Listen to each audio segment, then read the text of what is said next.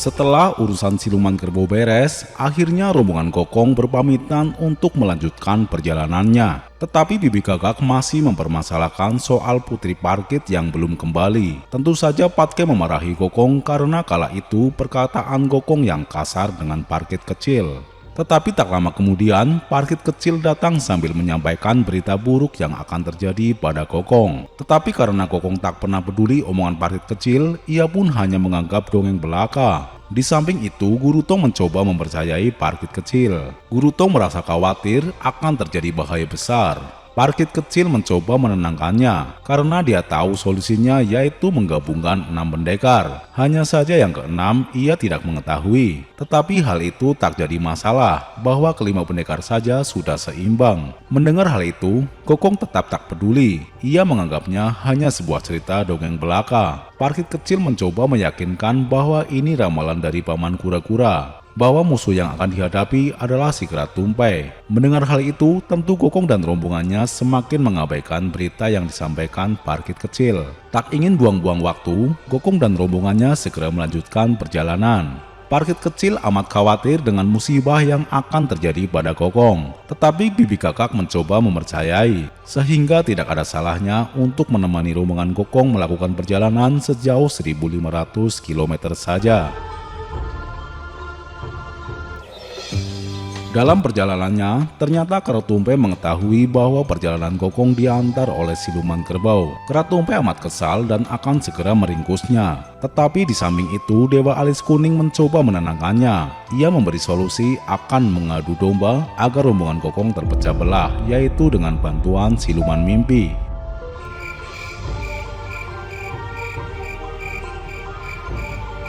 Pada malam harinya, rombongan Gokong beristirahat. Siluman kerbau membahas asal-usul negeri siluman. Di samping itu, Parkit kecil menyampaikan bahwa negeri siluman akan menyerangnya, terutama siluman mimpi. Karena Gokong pernah menaklukkan siluman mimpi, maka ia tak mempermasalahkan hal itu. Ia pun mengantuk dan mengajak semua rombongannya untuk tidur.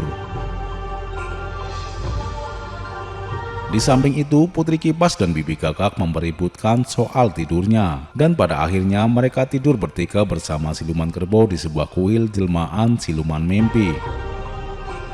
Pada kesempatan kali ini, siluman mimpi mencoba masuk ke dalam mimpinya siluman kerbau dan kedua istrinya. Dalam mimpinya, siluman kerbau dan Bibi Gagak sedang menaiki gajah tinti dan akan menginjak Putri Kipas. Tentu Putri Kipas amat ketakutan hingga ia pun terbangun dari mimpinya. Saat ia tersadar, ia mendengar ucapan siluman Gagak yang sedang menyuruh gajah tinti untuk menginjak Putri Kipas. Merasa kesal, ia pun membangunkannya dan memarahi siluman Gagak. Seperti biasa, keributan pun terjadi hingga semua orang bangun dan Bibi Gagak menyalahkan Gokong. Sebenarnya Gokong tak ingin diantar oleh Bibi Gagak, sehingga ia mempersilahkan Bibi Gagak untuk pergi. Di samping itu, Parkit kecil mencoba menahannya agar tidak berpisah. Tetapi Putri Kipas yang sudah terlanjur kesal akhirnya mengibaskan dengan kipas palemnya hingga siluman Gagak terpental jauh. Pada keesokan harinya, siluman Gagak merasa kesal karena perbuatan Putri Kipas. Ia berusaha akan membalas dendam. Kini ia hanya ditemani gajah tinti. Tak lama kemudian, Kera Tumpai yang menunggu kesempatan itu akhirnya datang. Tentu Kera Tumpai tak akan mensia-siakan kesempatan ini.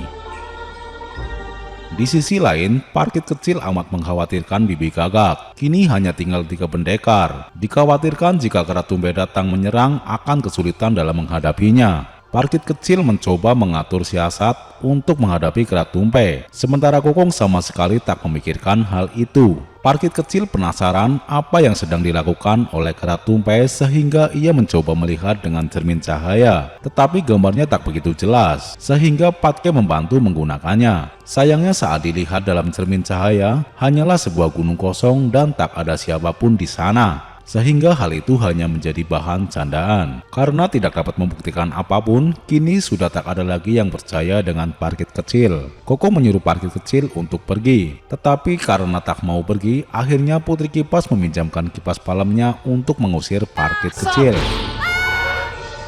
Setelah dirasa tak ada masalah lagi, akhirnya siluman kerbau berpamitan untuk pulang. Siluman kerbau berharap Putri Gagak sudah sampai di rumahnya. Dalam perjalanan pulang, Putri Kipas terus memarahi suaminya karena masih memikirkan siluman Gagak. Dan tak lama kemudian, Kera Tumpe datang menghadangnya. Ia menjelaskan tak perlu lagi mencari siluman Gagak, bahwa siluman Gagak sudah ia telan. Mendengar hal itu, Putri Kipas sangat bahagia. Tetapi sebenarnya hal ini adalah petaka baginya. Tentu Kera Tumpe tak mensia-siakan kesempatannya lagi. Ia segera mengumpulkan kekuatannya. Mendengar hal itu, Putri Kipas dan siluman kerbau mencoba kabur. Tetapi sayangnya dengan cepat Kera Tumpe segera menelannya. Kini kekuatan Kera Tumpe semakin bertambah. Dirasa kekuatannya sudah melebihi kesaktian Gokong. Kali ini giliran ia akan melakukan penyerangan terhadap Gokong.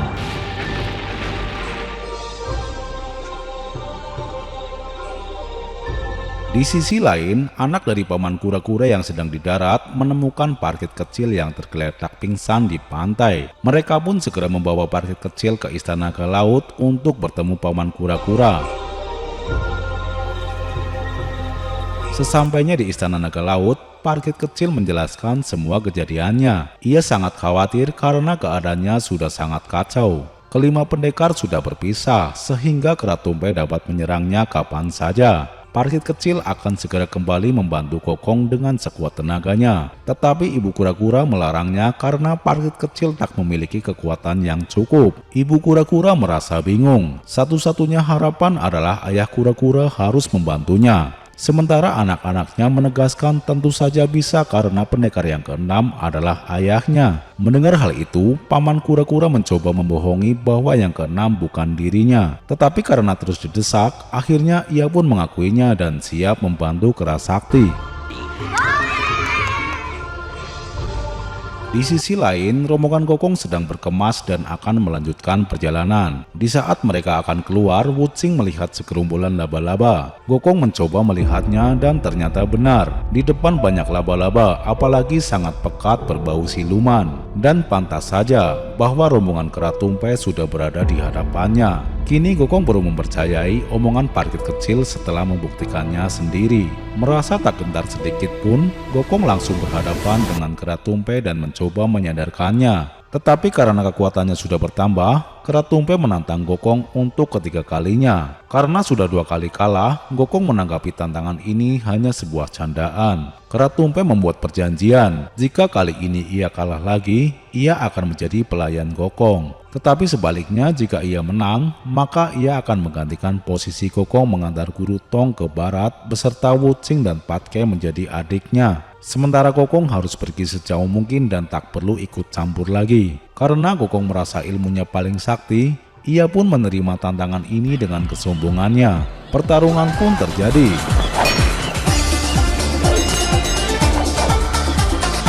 Diawali dengan jurus paruh gagak milik siluman gagak dan dilanjutkan dengan pukulan kerbau milik siluman kerbau. Tak hanya itu, Kera Tumpe juga menggunakan tendangan gajah tinti sehingga Gokong cukup kesulitan untuk menghadapinya.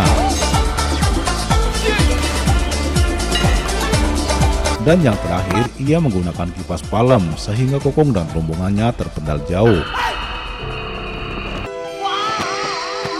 Setelah tak berdaya, kini Gokong menyadari bahwa Kera Tumpe sudah berhasil menelan keempat kekuatan pendekar.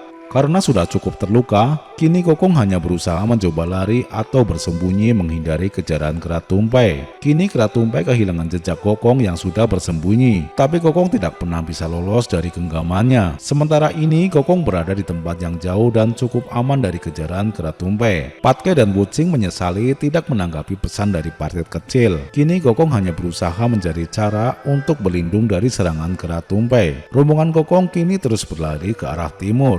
Tetapi hal ini diketahui oleh siluman salju, sehingga Kera Tumpe berusaha untuk menghalanginya. Saat rombongan Gokong sedang berlari, tiba-tiba dihalangi oleh gunung.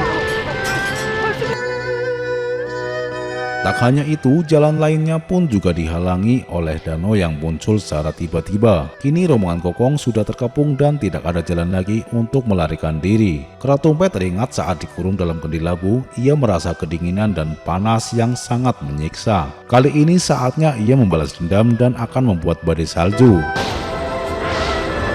Patke terheran di saat cuaca panas tiba-tiba turun salju.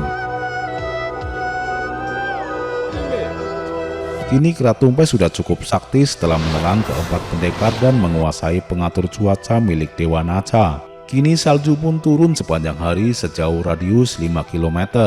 Karena Biksu Tong adalah manusia biasa, maka ia tak kuat menahan dinginnya salju. Demi melindungi gurunya, Kokong merubah dirinya menjadi sebuah rumah untuk menghangatkan gurunya.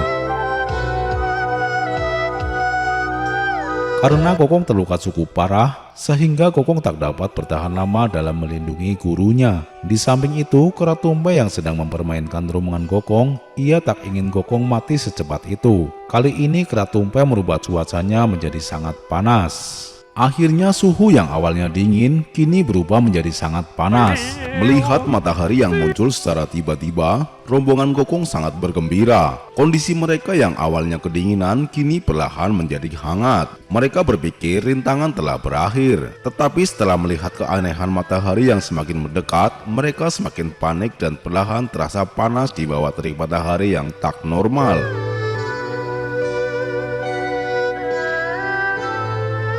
Guru yang hanya manusia biasa tentu tak kuat dengan suhu sepanas itu. Karena terlalu lama kepanasan dan tak ada pertolongan lain, akhirnya guru pun pingsan. Patke senang melihat guru pingsan, karena ia berpikir Dewi Kuan Im akan datang menolongnya. Merasa lama tak datang juga, akhirnya Kokong mencoba pergi menemui Dewi Kuan Im. Sayangnya Kokong sudah terluka parah, sehingga Kokong tak dapat terbang menemui Dewi Kuan Im yang berada cukup jauh. Karena perlu bantuan Dewi Kuan Im, pada akhirnya Wuching lah yang pergi menemui Dewi Kuan Im. Meskipun Wuching paling bodoh, tetapi semangatnya luar biasa. Ia akan berlari sekuat tenaga menempuh lewat jalur darat. Apakah Wuching dapat berhasil menemui Dewi Kuan Im? Saksikan di episode selanjutnya.